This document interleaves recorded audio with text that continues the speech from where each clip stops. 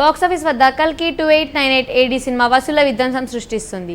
June 27న భారత్న విడుదలైన ఈ cinema థియేటర్స్లో కలెక్షన్ల ప్రవాహం పారిస్తుంది. తొలి షోతోనే హిట్ టాక్ తెచ్చుకున్న కల్కి సినిమాకు నీరాజనం పలుకుతున్నారు ఆడియన్స్. తెలుగుతో పాటు ఇతర భాషల్లో కూడా ఈ సినిమాకు భారీ ఎత్తున కలెక్షన్స్ వస్తున్నాయి. రెబెల్ స్టార్ ప్రభాస్తో పాటు అమితాబ్ బచ్చన్, కమల్ హాసన్, దీపికా పదుకొనే వంటి స్టార్ కాస్టింగ్ ఉండడంతో ఈ మూవీ చూడడానికి అన్ని ఏరియాల్లో జనం ఎగబడుతున్నారు. తొలి 3 రోజుల్లోనే ప్రపంచవ్యాప్తంగా 415 కోట్ల రూపాయల వసూలు చేసిన ఈ సినిమా 4వ రోజు కూడా అదే హవా నడిపించింది.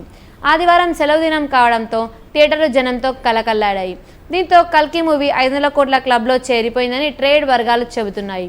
మైథాలజీ సైన్స్ ఫిక్షన్ మూవీగా భారీ ఎత్తున నిర్మించిన కల్కి కోసం దాదాపుగా 600 కోట్లు ఖర్చు చేశారట. వైజయంతి మూవీస్ ఎంతో ప్రతిష్టాత్మకంగా ఈ సినిమాను రూపొందించి ప్రేక్షకుల ముందుంచింది. కల్కి సినిమాతో నాగ్ అశ్విన్ దర్శకత్వ ప్రతిభ మరోసారి తెలుగుడి ఖ్యాతిని ఎల్లలు దాటించింది.